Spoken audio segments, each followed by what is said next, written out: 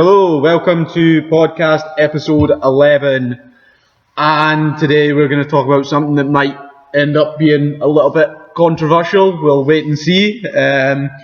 Bodybuilding versus powerlifting. Where do we start? Where to start? What do you start with? Well, I think first, for some of the viewers and listeners and whatnot, should just explain what is bodybuilding, what is powerlifting, what are the two differences between them? Because for some people that aren't necessarily that into lifting, they would sort of class everybody as the same thing. Yeah. Well, what's the easiest way to do it?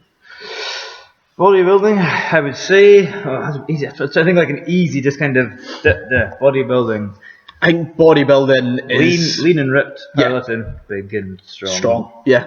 Kind of, yes. I would say bodybuilding is obviously more about the aesthetics. Yeah. That you don't actually technically need to perform.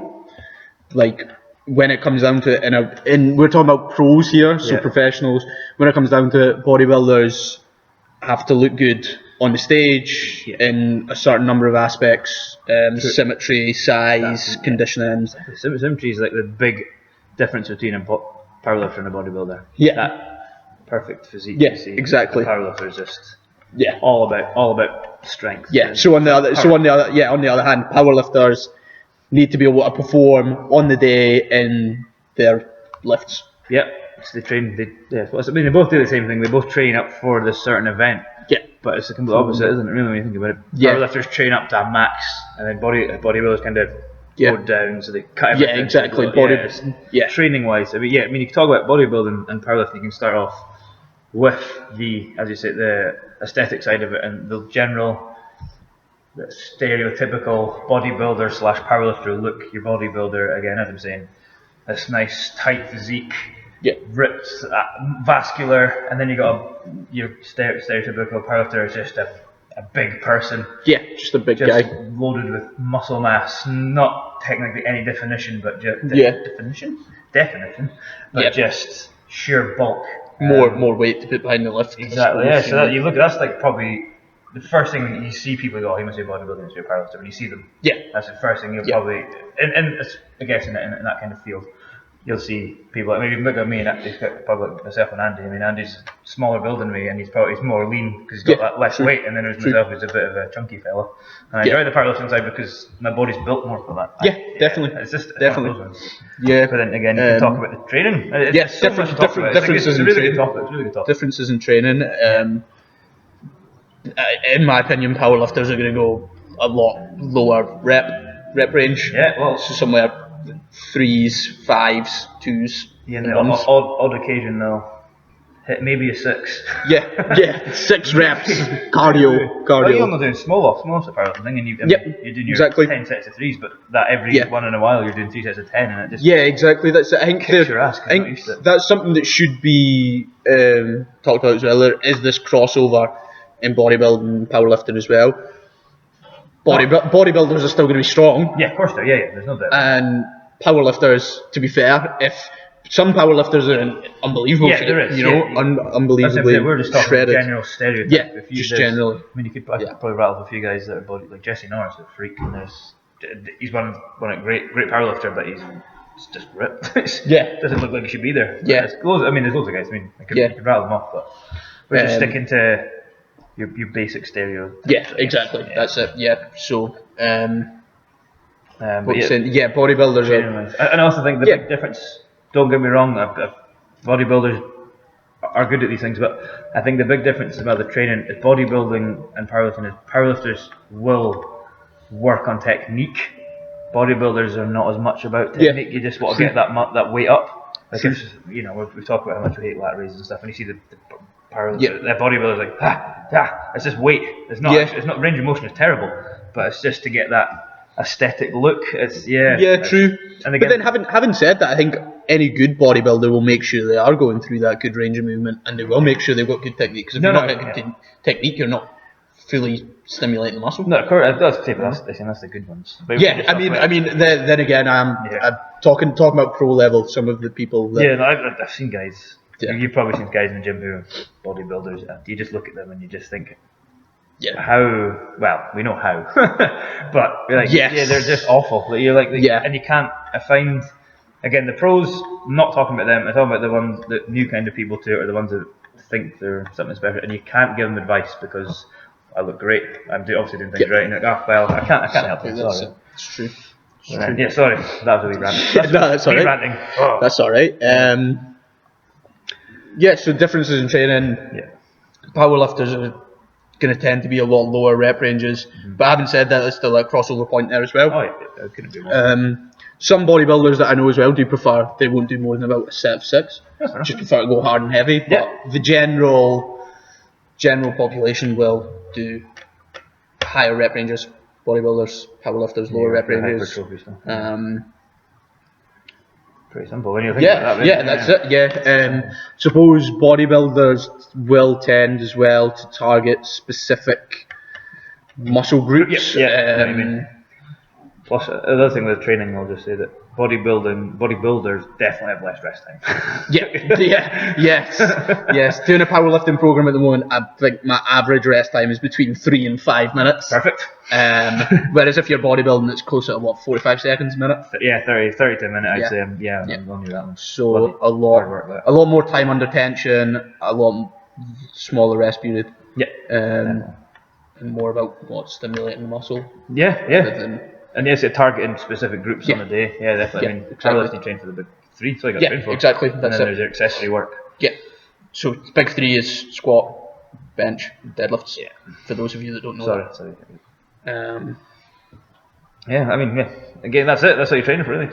And then bodybuilding is about getting those your rear delts spitting out. And exactly. That's it. Little things that you don't always think about in powerlifting training, because you're just focusing on lifting that heaviest weight you can. Yeah. As quick as you can. Agreed. Yeah. Agreed. We might come with a slightly biased opinion here, but is one better? Bodybuilding or powerlifting, is one better? I don't know, the better. Maybe better is not the right word. I know what you mean though.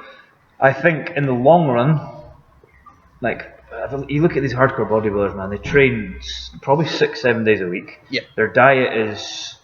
I mean, I'm saying it's cutting. Sorry, because their diet is so spot on, and I mean, you've dieted, and you know how horrible it feels. So imagine doing that maybe like 2-3 times a year. Yeah. Surely that'd do something to your body. I think there's powerlifting, eat as much as you want. Yeah, there is a table. This was something I was going to talk about in a different podcast, but we'll just dive in right now. Why not? Just not give them a taste. There's this table. I can't remember. I have it somewhere in like a folder way back on my laptop.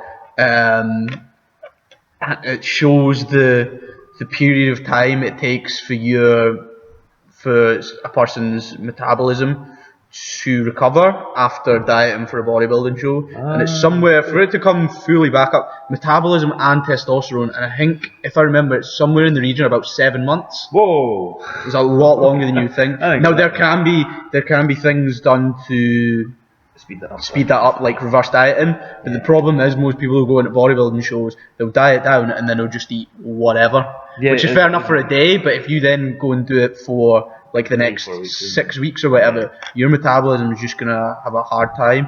If you slowly reverse diet up, your metabolism will step up with it. Yep. I don't know, reverse dieting can be a topic for another day where we can go a lot more into it. But it's somewhere in the region, if I'm right, I believe I am, somewhere in the region somewhere in the region of 7 months, but I will clarify. I will find that table.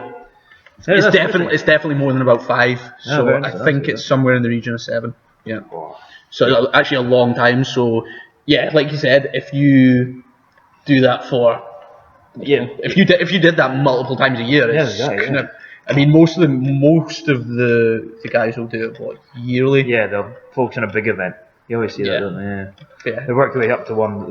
But then powerlifting, I guess, it's kind of the same story. Yeah. Where it's simple. I think that obviously the heavier you are, the stronger you're going to be, regardless. I reckon. And then, because I've kind of done that where I usually sit at about like 112, and then I'd compete at try and get 105, and it's hard, man. It's just losing. Yeah. It's not even the diet. It's just losing the weight in general. It's difficult. You've got less weight to behind your lifts and whatnot. It's tough. I don't know. Yeah. So, is there one better? Was the question. I mean, it totally. That's probably not the best question. No. I mean, like as you said, the people have. It's either as you know, bodybuilders that powerlift train. Yeah, Simple as exactly. that. So I mean, there's loads of people. There's loads of people that are bodybuilders and powerlifters. Yeah. I mean, Lane Norton. Oh yeah. That's a good example. Oh yeah. Think about that. Bodybuilder and powerlifter. Yeah. I don't use a good word either. Crossover. It's the best way to describe it. There's an Olympic lifter that does start doing bodybuilding as well. John, American guy, John something. Ah, John the American. That guy. Yeah, I can't remember his second name. I think it's John. I must admit, I don't really know much about bodybuilders except for the famous ones. Yeah, fair, and they're not the same as they used to be. Yeah. Again, if you look at powerlifters and bodybuilders nowadays compared to say you're talking like the 70s and stuff, and everyone's totally different about them. Yeah. Although I think bodybuilding's definitely changed the most. I think powerlifting's not too different. There's stuff now. That's the difference I think between bodybuilding and powerlifting as well. Powerlifting, you either get the weight up or you don't. Yeah. Yes, there are judges and sometimes there's dubious calls and stuff like that. Whereas yeah. bodybuilding, I don't know how many judges they have, 3, 5, I don't know. Yeah, no. But it's completely based on somebody's appearance. Well, it's not even that. Like, you can come in and look what in one person's eyes is incredible. You can in one person's eyes you can be the winner, but in the judge's eyes you can be 6th place, 7th place. You know, whereas so powerlifting, I think there's a definite winner. You know, because it's the person that got the heaviest weight. Yeah. You know, the over their total was the heaviest. Yeah, they are the winner. There's no real like you can't, as much as you can go. All right, the judge didn't make the best call. He didn't get that up. He didn't hit depth. Whatever. You know, it's still the person that put the heaviest weight up. Yeah. Whereas bodybuilding is very much the judge's perception of perfection. Yeah, perception of perfection. You know what they're looking for on the day. I think they could be going off a different criteria than they went off the previous year. Yeah. So you could come in looking the exact same, 2 years in a row, and your time might be lighter than the year before, and you look more toned or whatever. That's honest, stuff like that. Yeah, it is. Trunks weren't sparkly enough. I think for bikini bodybuilding, there's quite a lot of that. It's like about how your hair and whatnot is as well, more than the overall physique. But again, don't quote me. Not something I do often. No, I've not done many bikini bodybuilding shows. Just the one. It was a personal show. I won. But yeah, I think that's a big point there. No, yeah. Well, you make a good point. It's powerlifting. You either do it or you don't. Yeah. Bodybuilding. So how other people think of you. So going back to what you've said there, bodybuilding has changed a lot more because I imagine because what the judges are looking for has changed. Yeah, it's just a bit sheer. That's horrible. I don't like the new bodybuilding with these big. Oh, it is sheer size. Yeah. Completely. Whereas if you go back to Arnie's days, Franco Colombo, Serge Garcia, yeah, exactly. That's it. Olivia. Joe. Yeah, you look at Franco Colombo, man. That guy was. See, if he was taller, he would have won more. That's my. Yeah. Agreed. Again, he crossed over powerlifting as well. Lou Ferrigno as well. Lou Ferrigno was tall. He was tall, but he was no. Oh, I didn't mean that he was taller. I just meant he was from back in the day. Yeah. Oh no, that era. That era was amazing. And then your powerlifting. But now you look at bodybuilders these days and you see Phil Heath and they're just like the big growth hormone. Yeah. Sorry. Big hormone. Yeah, just big guts. Just huge. It's just overall size, and you're just like, well, so look better. They have brought in a new class of a new show or whatever. Like classic or something. It's like classic physique, so it is back to like Arnold and what they look like. Yeah, when you could actually suck their guts in. Yeah, exactly. Instead of just letting it. It's pretty. You look at your powerlifting. I mean, it's changed a bit with all the new. Even the new training equipment, all these slingshots and all that. Exactly. That wasn't around in the day. It's the same as any other sport. It progresses with the science and the training, like our understanding of training, nutrition. But and you have to say as well that the understanding of training, nutrition, and drugs. Of course. Is a lot better these days. But you look at these guys back in the day, and you just think how good they were with what they had at the time. Yeah, unbelievable. Exactly. That's it. That's exactly what these guys would be like if they were floating about nowadays, man. I'd love to see Ed Cohen compete nowadays. Yeah, it's a beast. Oh, legend, hero. We spoke it in the very first episode. Good memory. Good memory. Yeah, no, but So yeah, there's not one that's better than the other. No. It's just what you prefer. and some people are built into a certain thing. Yeah, definitely. That makes sense. Same as every sport. Like some people are more genetically suited to. There's a thing you can do now that people are doing where you can. It's like I don't know if it's like an MRI or something similar where they take all your lengths and like muscles and stuff, and they can tell you which sport you're most suited to. I'm assuming that's it. That's it. Like when quite you're fully grown and you've not got much grown to go. Don't know. Imagine that. Yeah, get put in. You're like 5 foot, and then a year later you're like 6'2". Like maybe something else. Well, it must be younger, because what's the point in telling somebody what sport they're suited to when they're like 21, 22? I know what you mean, but then you can't. Males generally stop growing at like 21. 18, 21, somewhere in that. Or in my case, 12. Yeah, I don't know. If anybody's heard of this is just something that was in the back of my head there.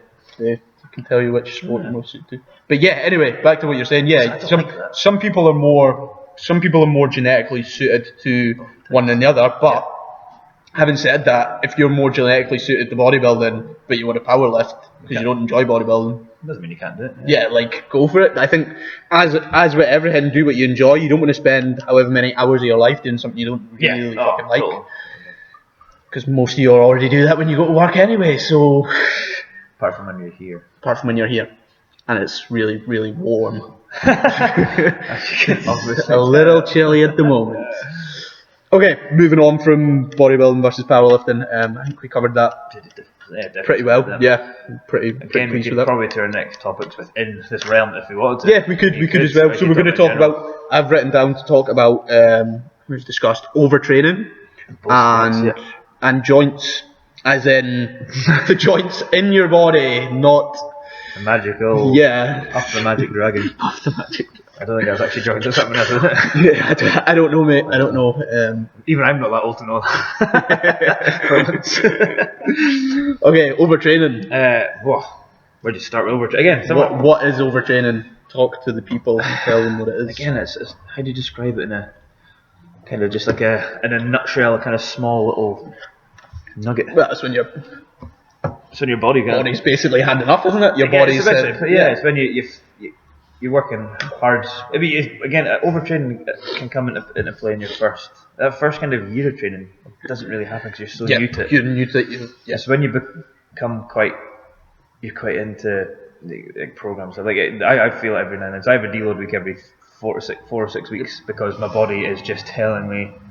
When it was 3 podcasts ago, my body was like, "Nah, you're not taking part in anything." Exactly, that's it. And that was me. I was overtraining. And I was like, "Shut down." It's one of these really difficult things that I find. To negate yourself. The only way I can really think to describe it, and my dad's gonna get pissed off at me about this because he said to me on the weekend, I saw him on the weekend, and he said that you swear too much on your podcast. So sorry, Dad, but the best way to describe it is your body's just fucked. Yeah, well, like you're just broken. You don't really. I mean, I had it the other day. To be honest, I wasn't overtrained. I was just my body was just like fatigued. Just fatigued. Yeah. I did my tested 1 rep maxes, and then one of the boys was still working out, so I was like, I'll join you in. Went to do some pendlay road Z3, and I was like, nah, done. Like that's just. Can't do it.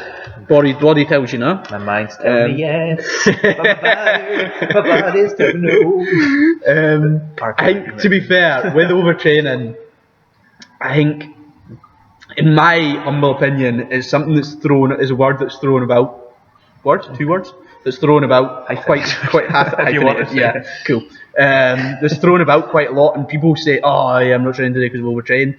And you're sort of like, have you really though? I think it's something people occasionally use when they're just a little bit tired, you know.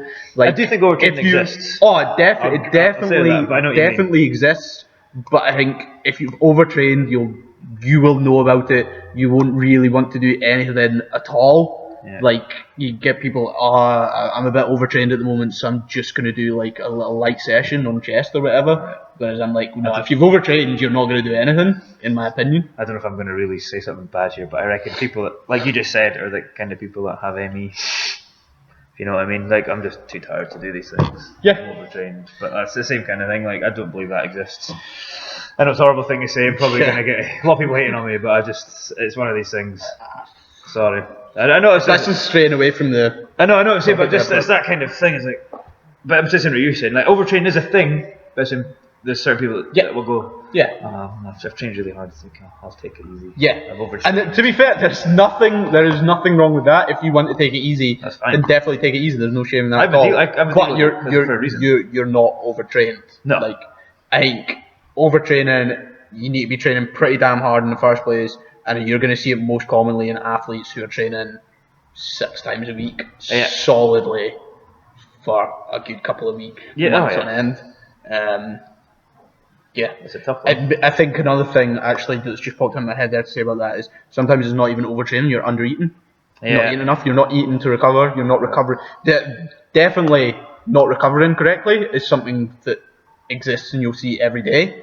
That doesn't mean you're overtrained, that just means you're not eating and sleeping and whatever for recovery, and you're not recovering well. I think, again, recovery is one of the things that's probably not as well spoke about, and what's the benefits of are and what's needed, and I agree with that. I'm going to write that down for our next podcast. Actually, we can talk about recovery. Touch on that. On recovery and everything after that. Recovery. Nice. Cool. Overtraining done. Joints. Does overtraining affect your joints? Does powerlifting and bodybuilding affect your joints? It all rolls into one today. It's quite good, really. Yes, powerlifting does definitely affect your joints. It does. I'll be honest. Yeah. Everyone, what does it, of course? Yeah, exactly. That's it. Do you know what else affects your joint? Being like a fat fucker and sitting on the couch all day. That affects your joints. Like the weather. The weather's one that's got me at the moment. I think back squatting 4 times a week and the change in the weather. People always say to me, the cold doesn't actually affect your joints. I'm like, that's cool. Come and work in here. Yeah. I have sore knees. My knees are sore. I think the cold weather, maybe not the cold weather particularly, but the change in the weather. The last couple of weeks in here has dropped quite considerably, and there's been quite a big change in temperature. Couple that in with training pretty hard, and I've got some a sore set of knees. How are your hips? Hips are fine. Hips are always fine. It's always knees for me. Occasionally, if I'm benching, a lot of elbows, but always knees. Even bench. tends to be honest, it just tends to be knees. I don't know if I've got some sort of underlying problem there. I don't know. Probably not. But is it patella wise? Yeah. I don't know. I don't know. I'll just battle through it. It'll be fine. Yeah. Personal stuff. To combat that, I'm the same as you. Cod liver oil, glucosamine, multivit. Vit D, man. I've been popping that like it's going at a fascio. Yeah, definitely. And whatever that stuff, like that flex thing with all the turmeric and ginger. And all that stuff. Yeah, you can get like supplement stacks. Again, before you do so, go and revisit our supplements podcast. I don't know, it was like episode 6 or something like that. Episode 4, 6, don't know, something like that. Yeah, right in the middle, 5. Have a listen to that first and research what you're going to get. So you can get stacks, and they've got stuff like, they'll have all the normal stuff in, glucosamine, cod liver oil, whatever, and then, like you said, ginger, turmeric, like just little things. But I think most importantly, go back to basics first before you start popping pills like you're going out of fashion, and keep your good fats high. That's something people always ignore, and that's possibly why I've got sore knees, to be fair, because I'm not very good at getting my good fats in. Not enough avocado. Exactly. I just, if water was a food, it would be avocado. Like, it's nothing. Avocado and coconut, your favourite too. Oh, coconut's disgusting. I don't mind avocado, like I'll eat it, but it's tasteless. It's nothing. I don't understand when people are like, I like avocado. I'm like, I don't like it, I don't dislike it, enough in it. Avocado with egg on it. On the toast, it's amazing. It's like, just use it as butter, that's what I use it as. Basically a spread. That's what it is, it's not much. I'm good. Come on. Can you have Nutella on avocado? Yeah, you know what? Yes. You can have Nutella on everything, so... Nutella burgers now. I'm sure McDonald's are doing like Nutella burgers. Really? Way off subject, but I've seen an advert for it. But I mean, nice. Like Nutella on a hamburger. Not sure how I feel about that. Nope. What was I saying there? But yeah, keep your good fats. I think oily fish. Make sure you're getting oily fish 2-3 times a week. Yeah. I mean, that's where if people like us that maybe aren't eating as much oily fish, that's where your cod liver oil comes into play. I mean, it's not going to do any harm supplement it as well. Again, if you go back to the podcast we did, it's called supplements because it's a supplementing something you're not having. Yeah. That's why if you have enough cod liver oil, if you have enough oily fish, as Andy said, then probably going to be fine. Yeah, you probably don't need them. But and on the flip side, if you don't have sore joints, then again, to be fair, cod liver oil, I'm like, spoonful. I'm like, yeah, it's gonna be. It's good for your skin and whatnot as well. Yeah, that's why. Look pretty. That's why I'm taking vitamin D because it's something that's actually quite good for your bones and your skin. As well, just the lack of vitamin D because the sun was up. Like I looked on my phone this morning and it said sunrise was like 12 minutes past 8, and sunset was like sunset was like 14. Well, looking outside, we're recording this. It is 10 past 5, and it is pitch black outside. So. The sun's up for like 7 hours or something like that, and most of us are going to be. If you see it, most of us are going to be inside for those 7 hours. So I think that D is important. You can get lamps and whatnot that are going to help with that, or you can supplement it in. That looked like you went. in like tablet phone. Oh yeah, I thought it was a tablet. I didn't know what the hell. Okay. Wrong kind of joints again. Yeah. So yeah, you can supplement it either way. Yeah. But yeah, that's joints, overtraining, and bodybuilding. Again, they're all linked together. If you want to look about bodybuilding and powerlifting, there will be overtraining and joint issues within both. Definitely. It's simple as that. Definitely. Really, yep. Cool. And we're going to speak about recovery next week. I just circled that. So importance. Yeah. I like it. Put an exclamation mark as well. Make it 3 because that makes it much more important. I can't fit 3 inside the circle. No. Oh no, there you go. Oh, underline it as well. Asterisk. Recovery. Cool. As usual, if there's anything you want us to speak about on the podcast, then please let us know via a comment, a tweet, carrier pigeon, Fox, smoke signal. Yeah. Hovercraft. You can text. Yeah. Can do that. You can use modern technology too. Cool, yeah, right. Thank you very much, guys. We will speak to you soon. Have a good one. Peace out.